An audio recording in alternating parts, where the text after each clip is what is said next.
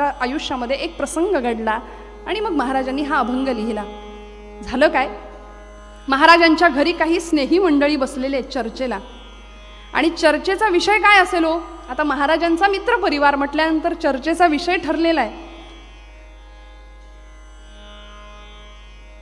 आध्यात्मिक विषयावर चर्चा सुरू आहे. एकाने प्रश्न उपस्थित केला की अरे गड्या, खूप दिवस झाले मी विचार करतोय, मला उत्तर मिळत नाही. मला सांग, या जगाच्या पाठीवर खरा भाग्यवान असा जीव कुठला आहे?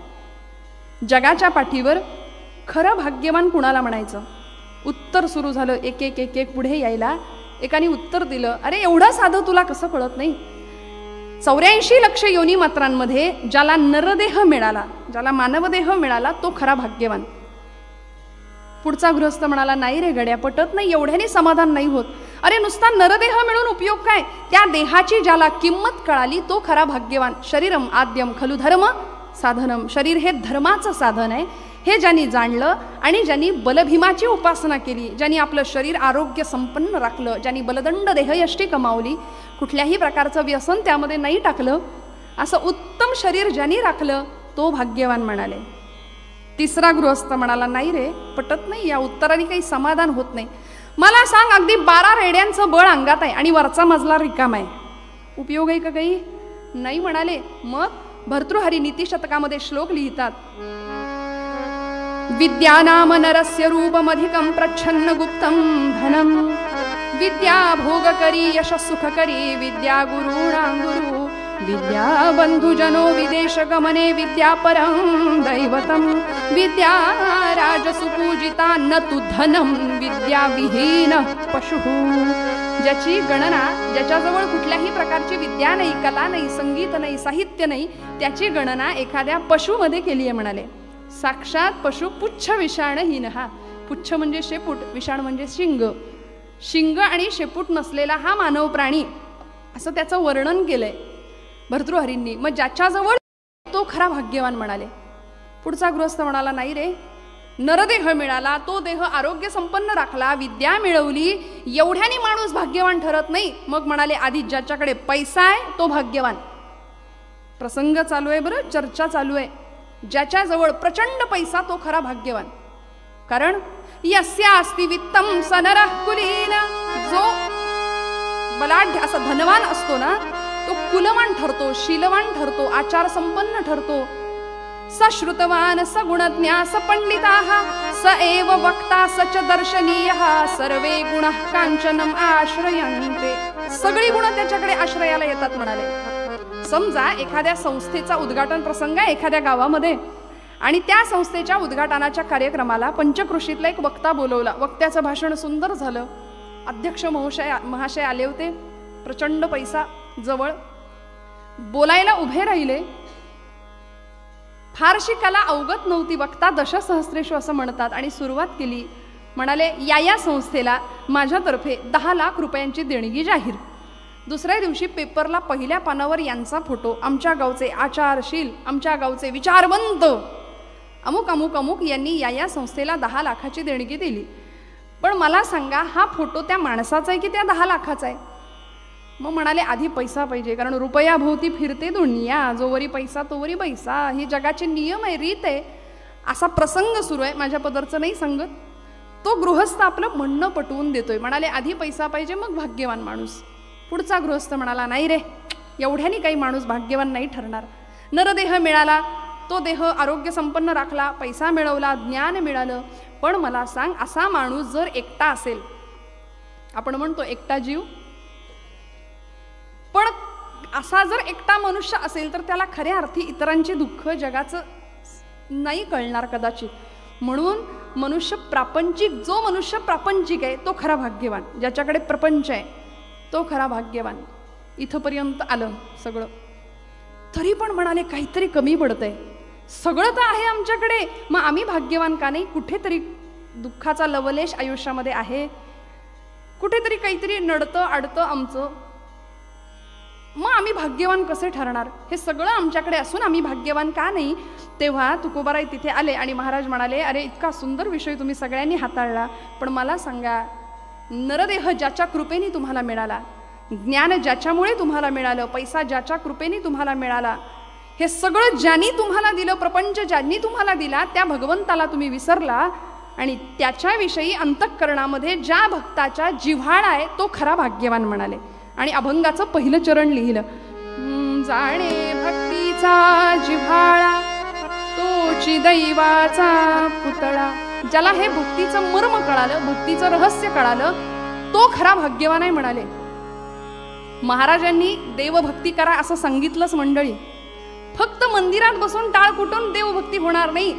धर्माचे पालन करणे, पाखंड खंडण हेची आम्हा करणे काम, बीज वाढवावे नाम, असंही तुकोबरायांनी एकीकडे सांगितलं. पण हा जो जिव्हाळा शब्द वापरलाय ना तो फार महत्वाचा आहे. या अभंगाचं सार सगळ्यात या शब्दामध्ये आहे मंडळी.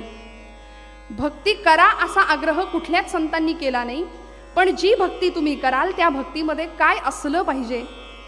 आम्ही भक्तीचे अनेक प्रकार करतो, जपजाप्य, दानधर्म, तीर्थयात्रा, नामस्मरण, पण त्यामध्ये काय असलं पाहिजे हा विषय आम्हाला संतांनी मांडला, हा आग्रह आम्हाला संतांनी केला.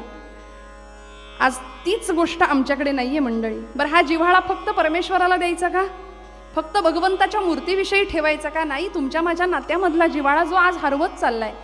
आज विज्ञानाची प्रगती प्रचंड वेगाने होतीये, प्रचंड वेगाने जग धावतंय. 2G, 3G, 4G, आता 5G. घरात आजीच नाही, ही परिस्थिती आहे. एक काळ होता ना, सगळी मुलं बाळं घरी आली की देवापुढं बसायची. सगळ्या माता भगिनी आज आमच्या आजी माझ्यासारख्या आहेत इथे. सगळी लेकरं बाळं देवापुढं बसायची, पाठेपर्वचे म्हटले जायचे, देवाला दिवा लावला जायचा. वडीलधारी माणसं जीवनाच्या अनुभवांचं त्याला दर्शन घडवायचे. पण आता 7च्या आत घरात पूर्वी होतं, आता संध्याकाळ झाली की सगळे बाहेर पडतो आम्ही. ही परिस्थिती आहे. का तर आम्ही सोफिस्टिकेटेड ना, आम्ही इतके सोफिस्टिकेटेड झालो की ब्लॉक संस्कृतीमध्ये शेजारी कोण राहतं याचा पत्ता नाही. सुशिक्षितपणाची व्याख्या खूप बदलली अलीकडे. आमच्यातला जिव्हाळा संपला मंडळी.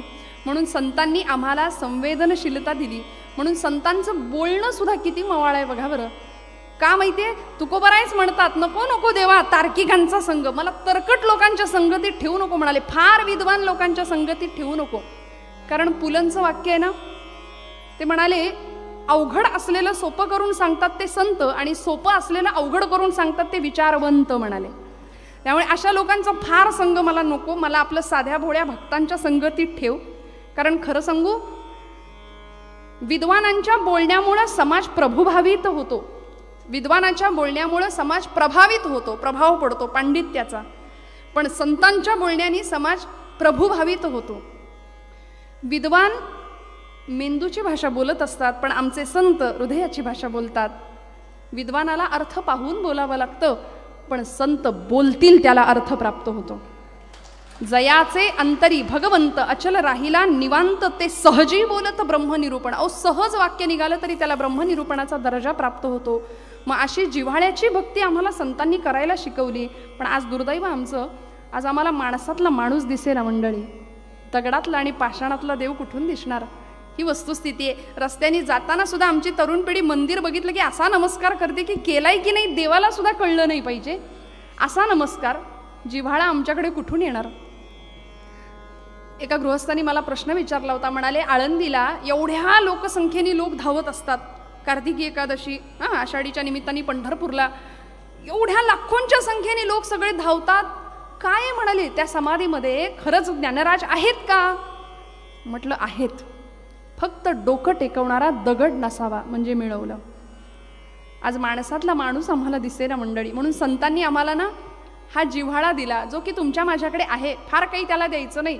म्हणून प्रपंचामध्ये आम्हाला सगळं बाहेरून आणावं लागतं. सकाळी उठल्यापासून रात्री झोपेपर्यंत हे संपलं आणा, ते संपलं आणा, हे संपलं आणा, सारखं आणावं लागतं. संत म्हणतात परमार्थामध्ये बाहेरचं काहीच लागत नाही, आहे ते सगळं आतच आहे, आहे ते सगळं इथं आहे. आणि हा जिव्हाळा कुठून सुरू होतो? वाचलेला किस्सा आहे तुम्हाला, एखादा मेसेज वाचला असेल, मी मुद्दाम ओघात आलंय म्हणून सांगते. हा जिव्हाळा आमचा नात्यातला, कुटुंबातला किती हरवत चालला. संतांनी आम्हाला का शिकवला हा जिव्हाळा?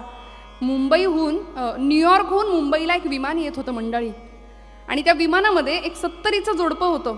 आजी आजोबा होते, 6 महिन्याचं बाळ होतं त्यांच्याजवळ. रडून आकांत चालला होता त्याचा. सगळे लोक त्याला शांत करण्याचा प्रयत्न करत होते. शेवटी न राहून एकाने विचारलं, आजोबा, आजी हा 6 महिन्याचा मुलगा तुमच्याकडे कसा काय म्हणाले? कोण आहे हा? ते आजीने उत्तर दिलं. मंडळी नीट ऐका. ती आजी म्हणाली, हा माझा नातू आहे. फार लांबचं नाही सांगत मंडळी, आपल्या आसपासचा हा प्रसंग आहे. माझा नातू आहे म्हणाले हा. डिलिव्हरीसाठी आम्ही न्यूयॉर्कला गेलो. मूल जन्माला आलं. 6 महिने आम्ही तिथे राहिलो. आता मूल 6 महिन्याचं झालं. आम्हाला असं सांगण्यात आलं की या मुलाला घेऊन तुम्ही भारतात जा, 8 वर्षापर्यंत त्याला वाढवा. खूप समजूत घातली दोघांची, खूप समजूत घातली, पण ऐकायला तयार नाही. दोघंही IT फील्डमध्ये, लाखांचं पॅकेज आहे. पैशांवर लाथ मारायला धजे ना मन. नोकरी कशी सोडायची मुलाच्या संगोपनासाठी, हे सगळं मनामध्ये विचार गोंधळ सुरू होता. आमचा पासपोर्टचा दिवस जवळ येत होता. खूप समजावून सांगितलं बाळाच्या आईला, बाई ग, किमान 3 वर्षापर्यंत, 3.5 वर्षापर्यंत बाळाने आईच्या हृदयाचे ठोके ऐकले पाहिजेत.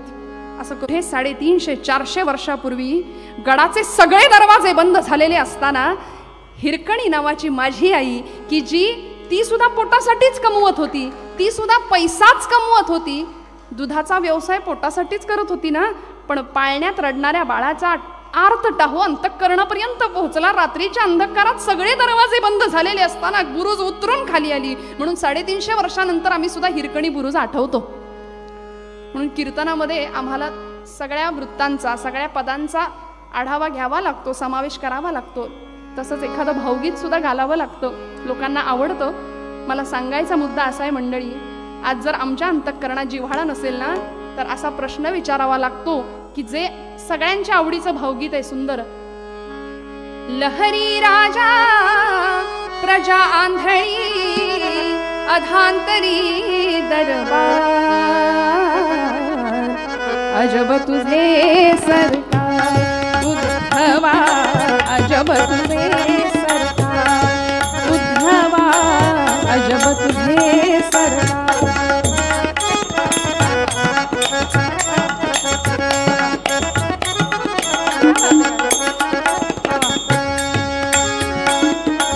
इथे फुलांना मरण जन्मता, इथे फुलांना मरण जन्मता, दगडाला पण चिरंजीविता, दगडाला पण चिरंजीविता, बोरी बाभळी खुशाल जगती, चंदन माथी कुठार, अजब तुझे सरकार.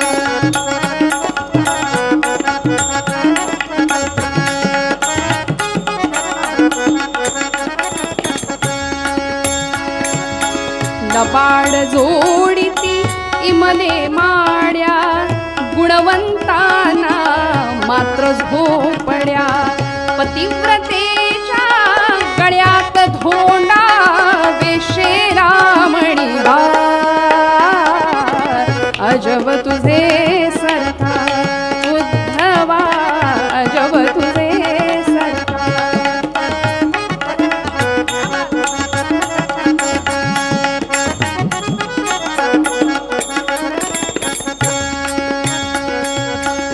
वाईट तितुके इथे पोसले, वाईट तितुके इथे पोसले, भलेपणाचे राज्य नासले, या पृथ्वीच्या पाठीवरला माणसास आधार, अजब तुझे सरकार उद्धवा, अजब तुझे सरकार उद्धवा, अजब तुझे सरकार. म्हणून ना 2 मिनिटं माणूस खळखळून हसणं सुद्धा विसरून गेला. आम्हाला हास्य क्लब लावावे लागले. आम्हाला फोटोग्राफरला सुद्धा आम्हाला सांगावं लागतं, आता जरा हसा, स्माईल प्लीज. पूज्य पांडुरंग शास्त्री आठवले, दादा म्हणायचे ना त्यांना एकाने प्रश्न विचारला होता. म्हणाले, दादा ज्ञानी माणूस कसा ओळखायचा हो? तर दादांनी उत्तर दिलं होतं. ते म्हणाले, ज्याचा चेहरा एरंडेल प्यायल्यासारखा असतो ना, तो ज्ञानी म्हणाले. ज्ञानी माणसाची व्याख्या त्यांनी अशी केली, आम्ही हसणंच विसरून गेलो, आणि आम्ही हसलो तर लोक आम्हाला आध्यात्मिक म्हणणार नाहीत की काय, असं काहीतरी लोकांना बहुतेक भीती वाटते. आज हा जिव्हाळा तुमच्या माझ्या हृदयामध्ये प्रगट व्हावा मंडळी. माऊलींनी तो जिव्हाळा टिपला, विश्वाचा आर्त त्या हृदयामध्ये एकवटलं होतं. अनेक संतांनी आम्हाला संवेदनशीलताच दिली. ज्ञानराजांनी दृष्टांत दिलाय ज्ञानेश्वरीमध्ये. कुठून तो जिव्हाळा सुरू होतो बघा. मग तीही जे जे करावे ते मजची पडणे आगवे, जैसे अजात पक्षाचे जीवे पक्षिणी जिये.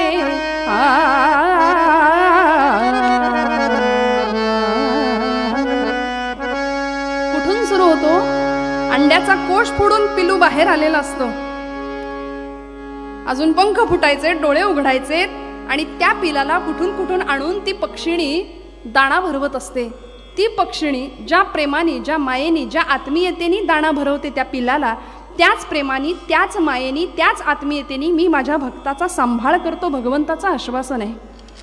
मग ती पक्षिणी किती जिव्हाळ्याने त्याला भरवते, भगवंत तेवढ्याच जिव्हाळ्याने आम्हाला सांभाळतो. फक्त आमचा जिव्हाळा भगवंताप्रती किती आहे हा ज्याचा त्याचा प्रश्न आहे. इतक्या प्रेमाने ती पक्षिणी त्या पिलाला सांभाळत असते. आणि ते सगळं चित्र आमच्या समोर खानदेशातल्या अशिक्षित कवयित्री 4थी पास बहिणाबाई त्यांनी मांडलं ना सगळं चित्र. अशिक्षित कवयित्री बरं, सुशिक्षितांना सांगतात ओष्ठव्यंजन, तांजव्यंजन, दंतव्यंजन. PhD साठी प्रबंधाला हा विषय घेतला जातो बहिणाबाईंच्या काव्याचा. अशिक्षित कवयित्री पण काय सुंदर रचना करावी आणि काय सुंदर आम्हाला तुमच्या समोर ते चित्र मांडावं. अरे खोप्या मंदी खोपा, अरे खोप्या मंदी खोपा सुगरणीचा चांगला, अरे खोप्या मंदी खोपा सुगरणीचा चांगला, देखा पिलासाठी तिने झोका झाडाले टांगला.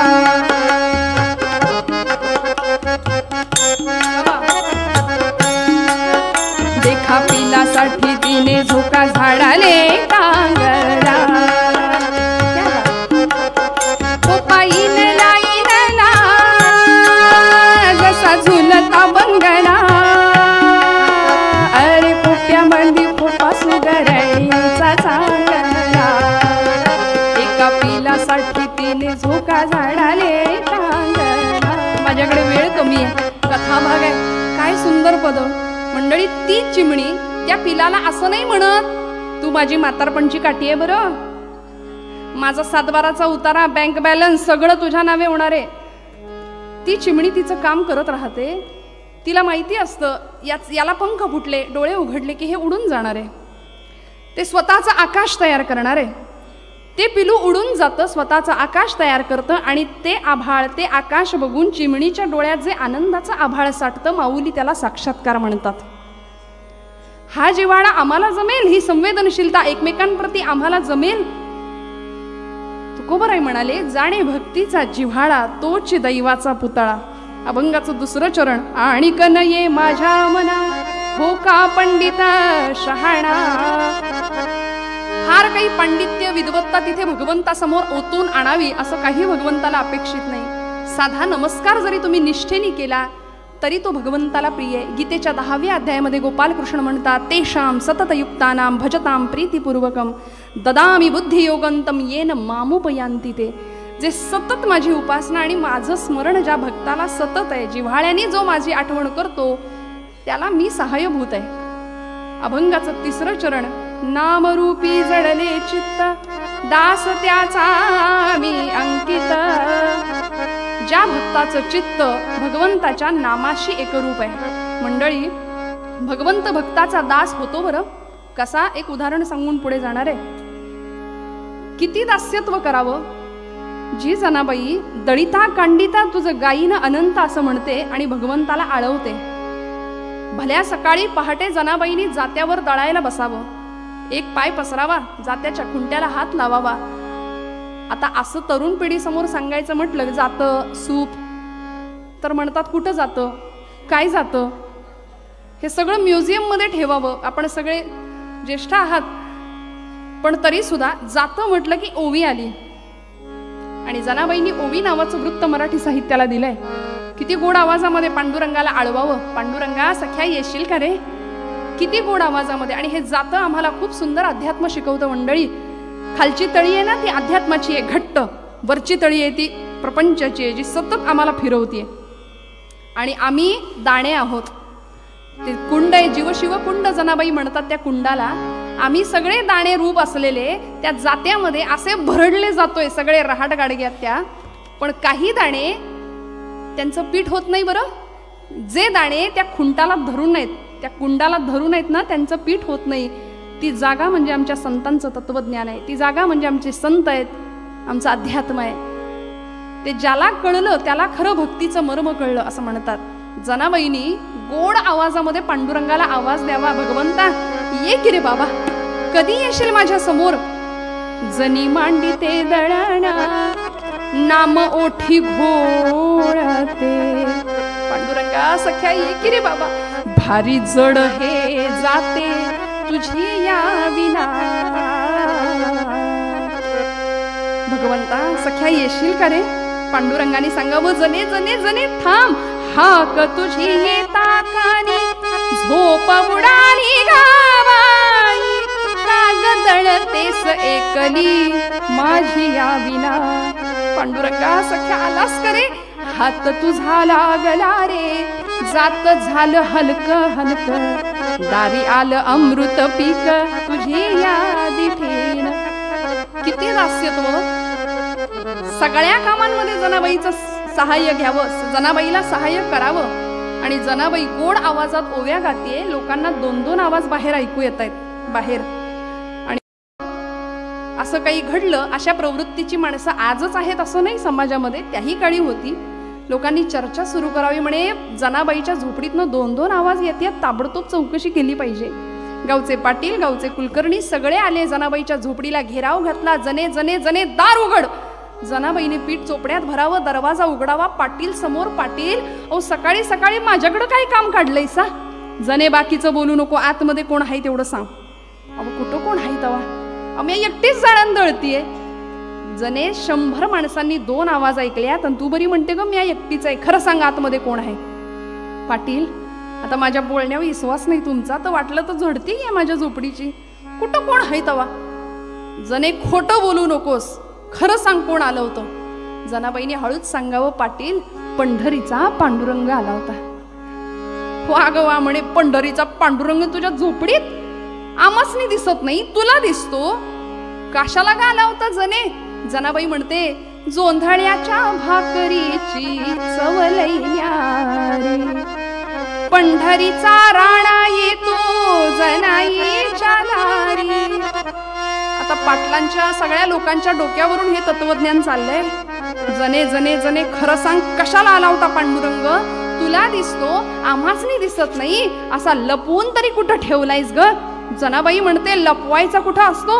हृदयाचा बंदी खाना केला, हृदयाचा बंदी खाना केला, हृदयाचा बंदी. आत विठ्ठल कोंडीला, आत विठ्ठल कोंडीला, हृदयाचा बंदी खाना केला. 2 मिनिट. हृदयाचा बंदी खाना केला.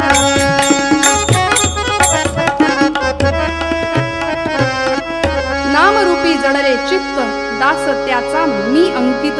भगवंत भक्ताचा दास होतो. सगळ्यांचं लक्ष घड्याळाकडे आहे, मला माहिती आहे, मला पूर्ण जाणीव आहे. 8:30ला कीर्तन सुरू झालंय आपलं. फार वेळ आपल्याला म्हणजे वाजले की 12 असं म्हणायला अजिबात तुम्हाला लावणार नाही. 10:30च्या आतच कीर्तन मी संपवायचा प्रयत्न करीन. थोडंसं पुढे मागे होईल, म्हणजे मागे नाही पुढेच. थोडीशी मानसिकता तयार केलेली बरी असते, पण काळजी करू नका, फार वेळ तुम्हाला कंटाळा येईल इथपर्यंत नाही करणार. अभंगाचं शेवटचं चरण तुकोबाराय म्हणतात, तुका म्हणे नवविध भक्ती जाणे तोची सिद्ध. पूर्वरंगामध्ये सगळा अभंग सोडवला की सगळ्यांना समाधान असतं. नवविधा भक्ती भागवतामध्ये प्रल्हादानी आपल्या पित्याला सांगितली. श्रवणम कीर्तनम विष्णुस्मरणम पादसेवनम अर्चनम वंदनम दास्यम सख्यम आत्मनिवेदनम. ही नवविधा भक्ती ज्याला साधली असा भक्त सिद्ध असतो. ज्याला भक्तीचा जिव्हाळा कळाला तो सिद्ध भक्त, तो ज्ञानी भक्त. आणि अशी जिव्हाळ्याची भक्ती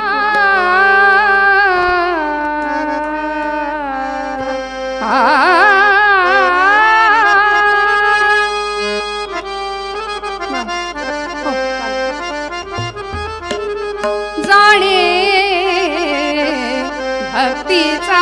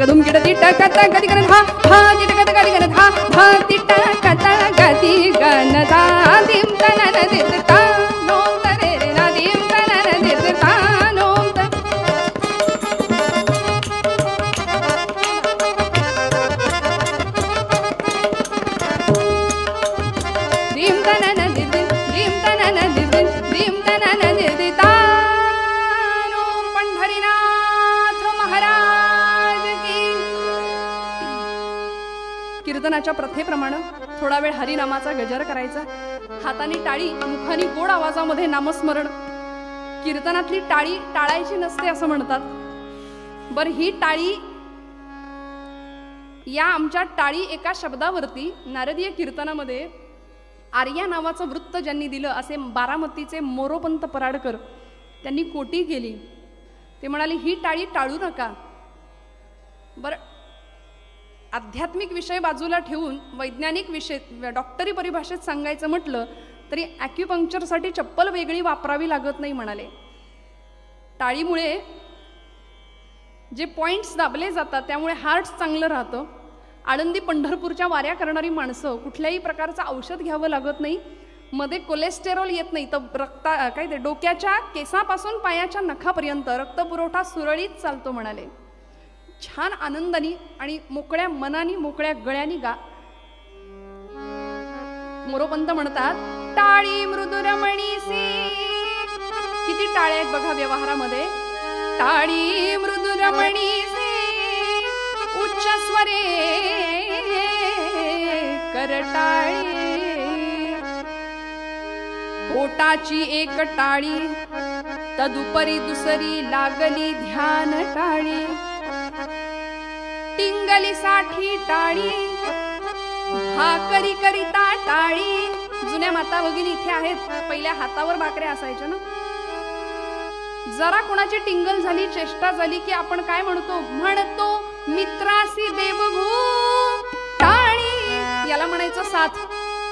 टाळा टाळी सटाळी क्या बात.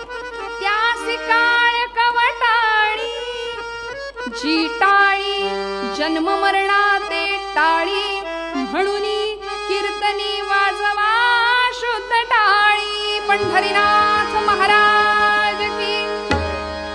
हे हातातनं सगळं यायला खूप वर्षांची तपश्चर्या मंडळी या दोघही माणसांच्या जवळ. अनेक मोठ्या मोठ्या कलाकारांना साथीदारांना कीर्तनकारांना वाजवलेले हे दोन हात आहेत.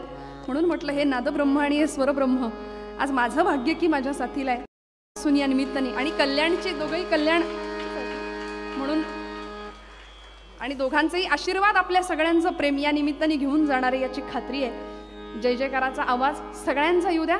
नामस्मरण सगळ्यांनी ठणकावून करा. रंग रंग पांडुरंग रंग विठ्ठला. बोला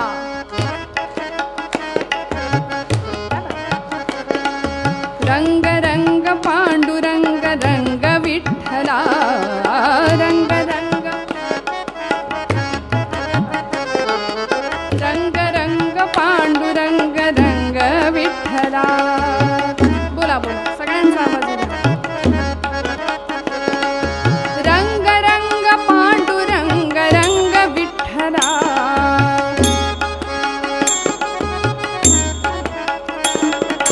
रंग रंग पांडुरंग रंग विठ्ठला. सगळ्यांचा आवाज द्या. बोला रंग रंग पांडुरंग रंग विठ्ठला.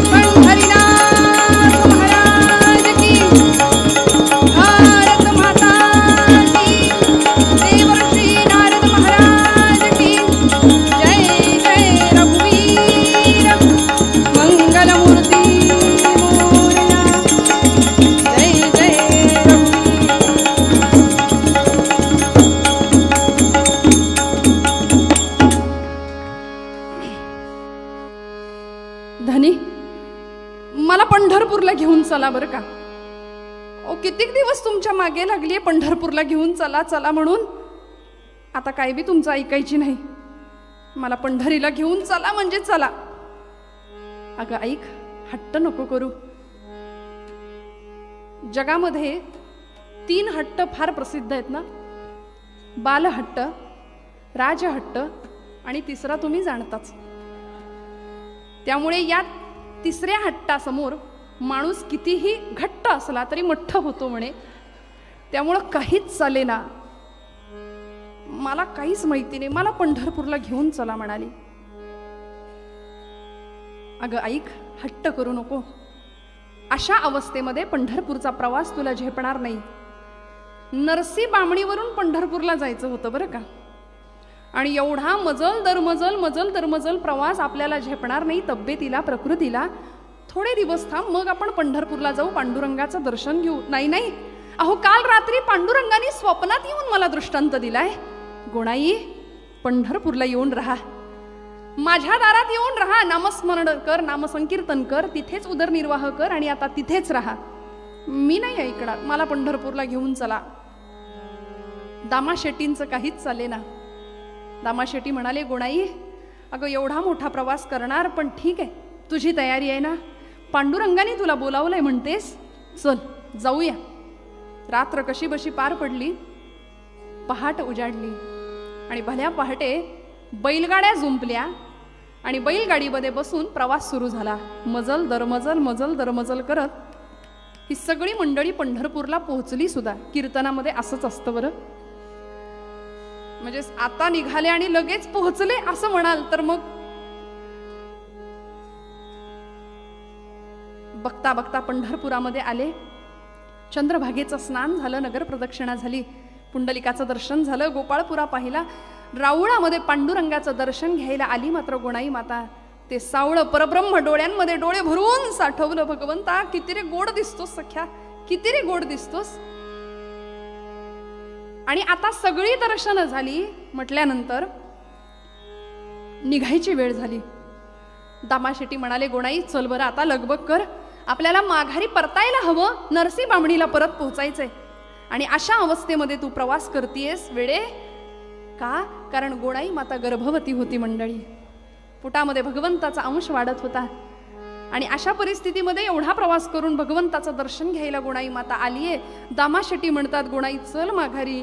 गोणाई माता म्हणते, कुठे माघारी? आता माघारी वगैरे काही नाही, इथेच राहणार, इथेच राहायचं, पंढरपुरातच मुक्काम करायचा, त्याचं नामसंकीर्तन करायचं. शेवटी दामा शेट्टींचा नाईलाज झाला, तिथेच राहावं लागलं.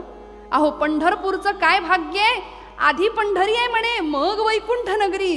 किती मोठं पंढरपूरचं महात्म्य आहे. आधी रचिली आधी रचिली आधी रचिली आधी रचिली पंढरी, मग वैकुंठ नगरी, मग वैकुंठ नगरी.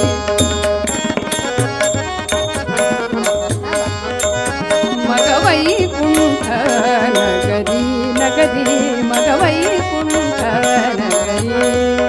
आधी रचिली हो आधी रचिली पंढरी, मग वैकुंठ नगरी नगरी, मग वैकुंठ नगरी.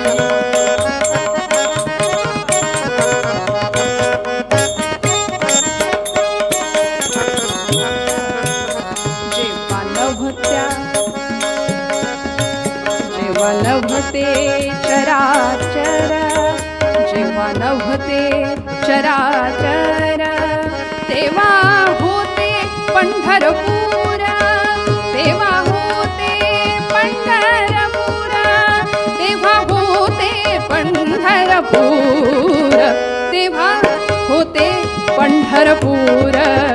मग वैकुंठ नगरी, मग वैकुंठ नगरी.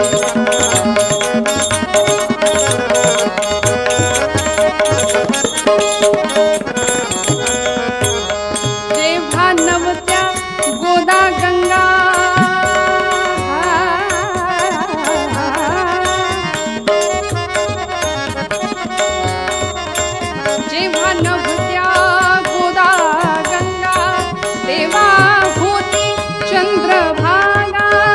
तेव्हा होती चंद्रभागा, तेव्हा होती चंद्रभागा, तेव्हा होती चंद्रभागा, मग वैकुंठ नगरी, मग वैकुंठ नगरी.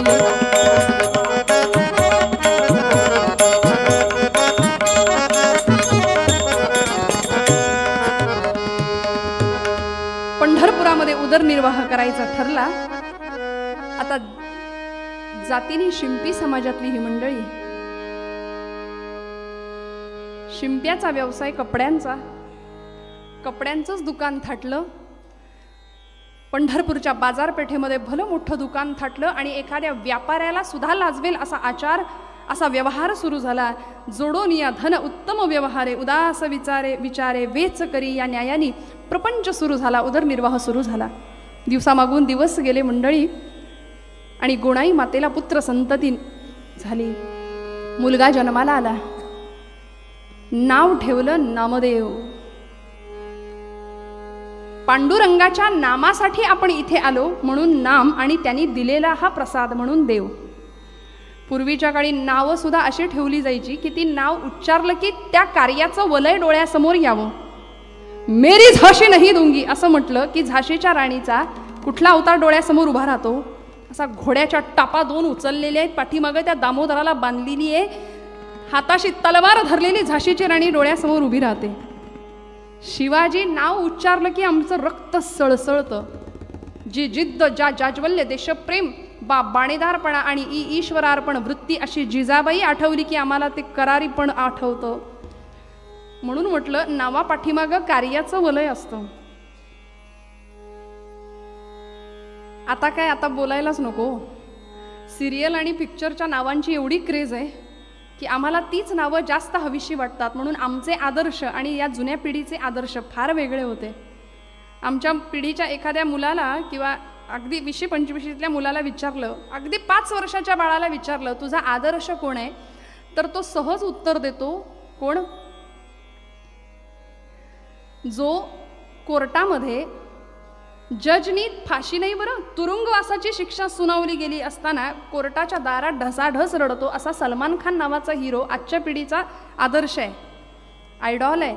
आणि तुमच्यासारख्या जुन्या पिढीला जर आम्ही तुमचे आदर्श कोण, तर कोर्टामध्ये जजनी तुरुंगवास नाही फाशीची शिक्षा दिली असताना सुद्धा मेरा रंग दे बसंती चोला, माहे रंग दे बसंती चोला असं म्हणणारा भगतसिंग जुन्या पिढीचा हिरो होता.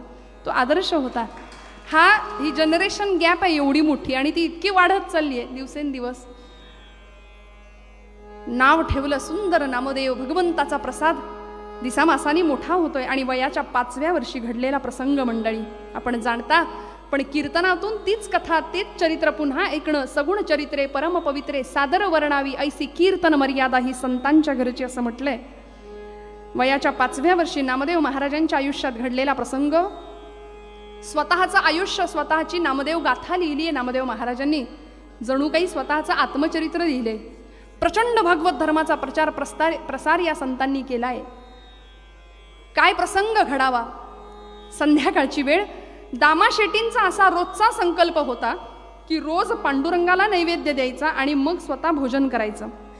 पांडुरंगाला नैवेद्य अर्पण केल्याशिवाय अन्न ग्रहण करायचं नाही, हा स्वतःचा संकल्प नित्य नियमाने आजपर्यंत सुरू होता. पण उद्या काही कामासाठी व्यापारानिमित्ताने परगावी जावं लागणार होतं.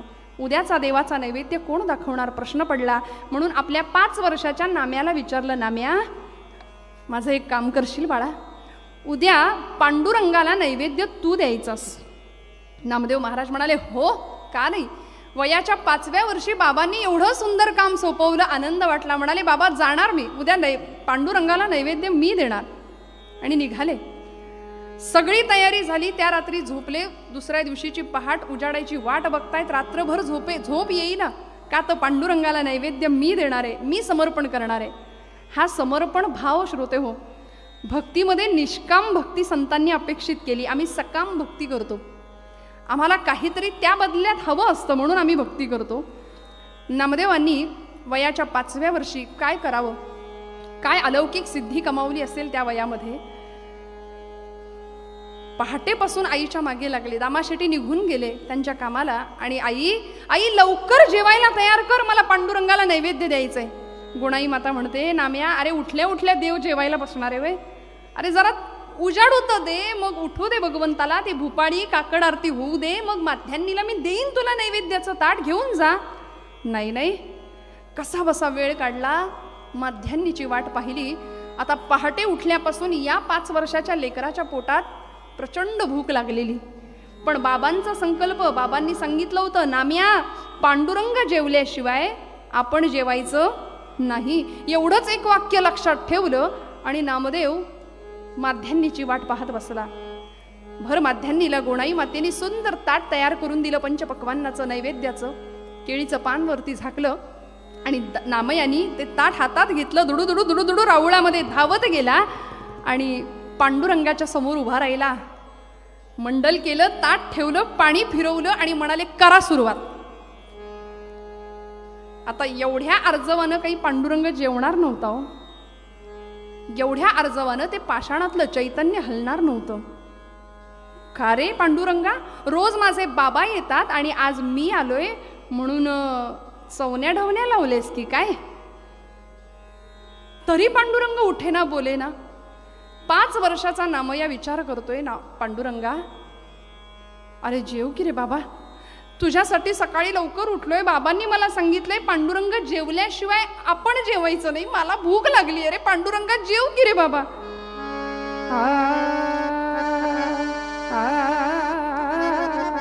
पांडुरंगा जेव की रे बाबा. तरी पांडुरंग हले ना बोले ना.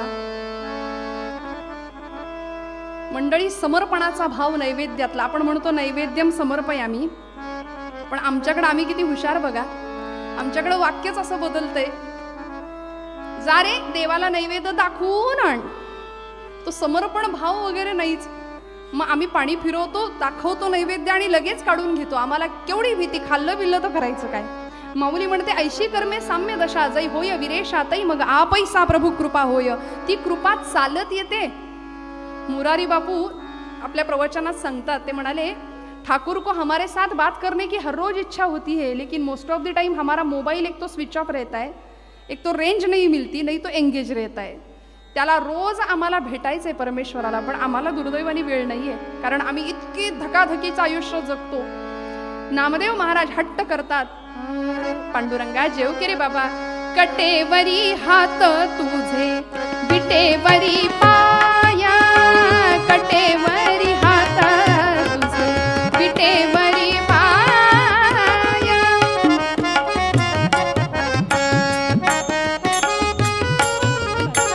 पंढरीच्या पांडुरंगा, पंढरीच्या पांडुरंगा, पाहतोसी काय. कटेवरी हात तुझे विटेवरी पाया, कटेवरी हात तुझे विटेवरी पाया, कटेवरी हात तुझे विटेवरी पाया. पांडुरंगा अरे बऱ्या बोलानी जेव रे बाबा.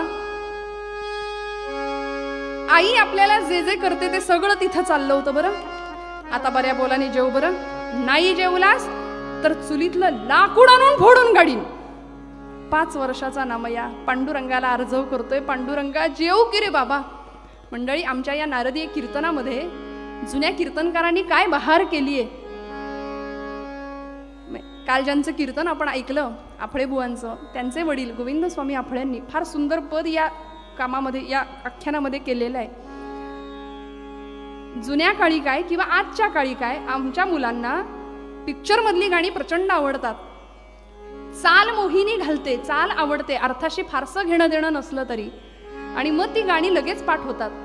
आमच्या घरातल्या एखाद्या कार्ट्याला म्हटलं, बाबा रे अथर्व शीर्ष रामरक्षा पाठ करती, होणार नाही लवकर, पण सैराटचं गाणं लगेच पाठ होईल. हा फरक आहे.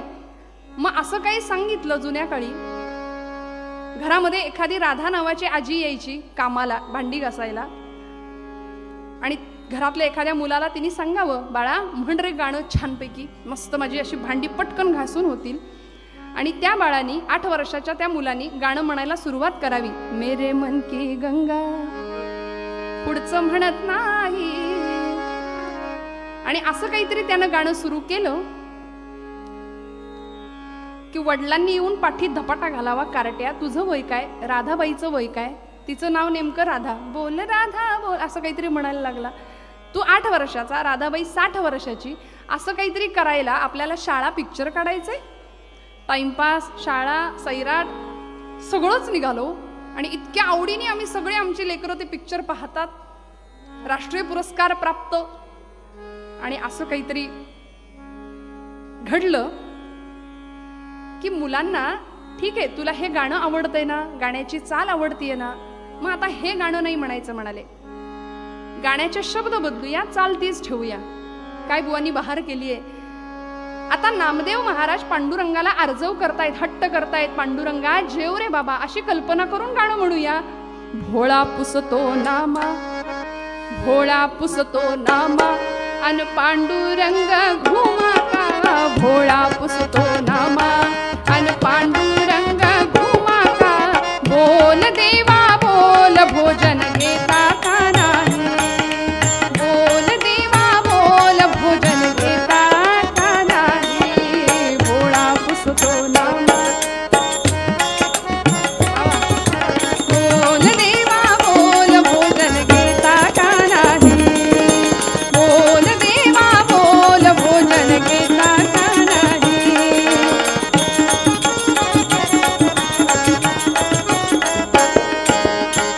खीरपुरी कानवला हे आवडतेच तुम्हा सारे, रुसणे फुगणे शोभत नाही, सांगू तुला मी किती रे. मग विठ्ठल हसला गाली, आला हात कटेचा खाली, बोल देवा बोल भोजन घेता का नाही.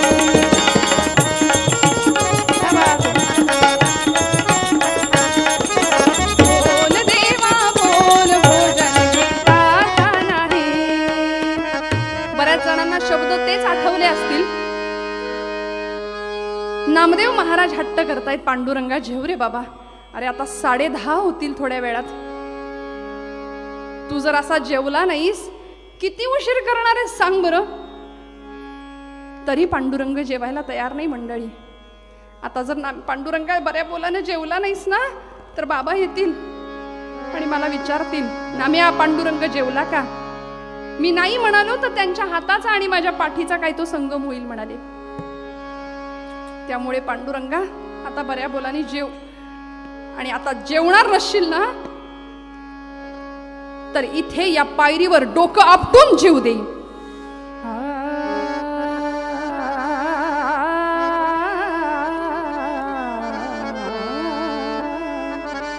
आता बऱ्या बोलाने जेवला नाही तर इथे या पायरीवर डोकं आपटून जीव देईल पांडुरंगा, असं म्हणायला नामदेव महाराज धावले.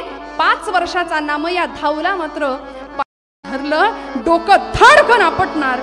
एवढ्यात डोक्याला लागलंच नाही, डोक्याखाली मऊसर हात लागला आणि गाभाऱ्यातनं आवाज आला, नाम्या नाम्या, अरे दगडाचा देव कधी जेवतो का रे, दगडाचा देव कधी जेवतो.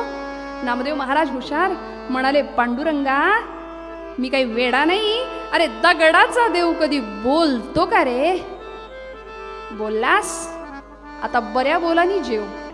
साठून पुसून पांडुरंगाला ताट स्वच्छ करायला लावलं मंडळी नामदेव महाराजांनी, आणि रिकामं ताट घेऊन दुडू पळत पळत आपल्या घरी आले.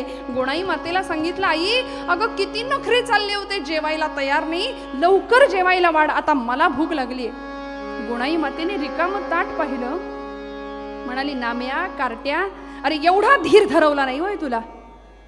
सगळ्या मित्रांनी जमून संपवलं ना देवळातच पांडुरंगाला नैवेद्य अर्पण करायला, एवढा धीर धरवला नाही तुला, एवढं सगळं संपवून टाकलंस. नामदेव महाराज म्हणतात, नाही गाई मी नाही संपवलं. मग कोणी खाल्लं नैवेद्याचं ताट. आई अगं ज्याच्यासाठी होतं त्यांनी संपवलं. नाम्या कारट्या खोटं बोलू नको, खरं सांग कोणी संपवला नैवेद्य. आई अगं खोटं कसं बोलायचं हेच मला माहिती नाही, मी खोटं का बोलेन. बरं कुणी बघितलं देव जेवला, ते देव जेवला म्हणतोस ना, कुणी बघितलं देव जेवलेला. आई आई कुणी कशाला बघायला पाहिजे ग?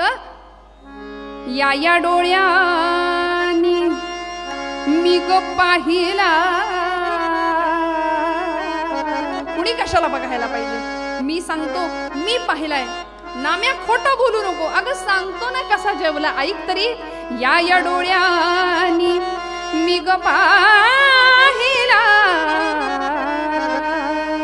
देव जेवला ग देव जेवला, देव जेवला ग देव जेवला, देव जेवला ग देव जेवला.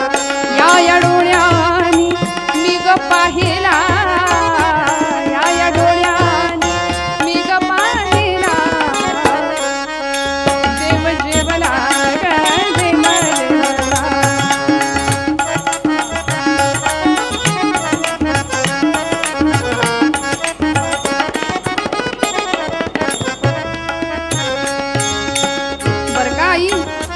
कसा जेवला सांगू का? तुम्ही पण ऐका ह. काय पांडुरंगाचं जेवण करावं? आई खीर दिली होतीस, मुरडीचा कानवला दिला होतास. कसा जेवला पांडुरंग सांगतो ऐक. कमरेवरचा काढून हात, कमरेवरचा काढून हात, कालविला तो दूध भात, मोडी मुरडीचा कानवला ग, मोडी मुरडीचा कानवला ग, देव जेवला ग देव जेवला, देव जेवला ग देव जेवला, देव जेवला ग देव जेवला.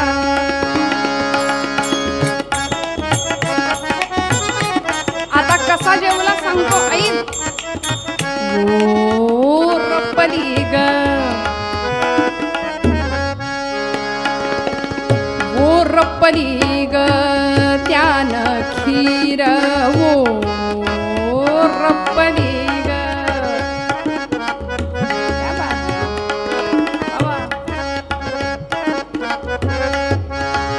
ओ रप्पली ग त्यानं खीर, तोंडी लाविली कोशिंबीर, भुरका आमटीचा. क्या बात.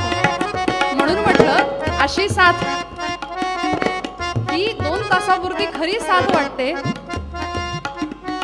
भुरका आमटीचा. नाहीतर मग काही ठिकाणी 2 तास साथ नाही 7.5 आहे की काय असा अनुभव येतो. पण मनापासून दोघांना खरंच धन्यवाद देते. क्या बात आहे. भुरका आमटीचा मारियला ग देव जेवला ग देव जेवला, देव जेवला ग देव जेवला.